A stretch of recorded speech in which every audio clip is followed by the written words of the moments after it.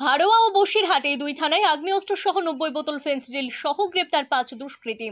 উত্তর 24 পরগনা বসিরহাট থানার চাপাপুকুর সংলগ্ন এলাকার ঘটনা।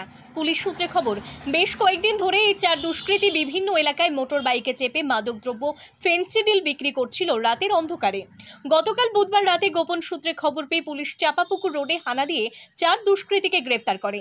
এদের কাছ থেকে উদ্ধার হয় 90 বোতল ফেন্সিডিল ও একটা রিভলভার ও 1 রাউন্ড গুলি। পাশাপাশি এদের কাছ থেকে থাকা দুটি মোটর বাইক বাজেয়াপ্ত করে বসিরহাট থানার পুলিশ।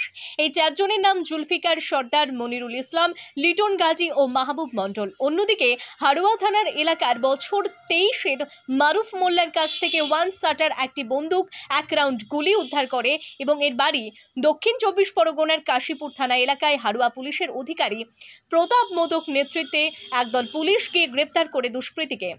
ধৃত মোট 5 জনকে বৃহস্পতিবার বসিরহাট মহকুমা আদালতে পেশ করা হয়েছে।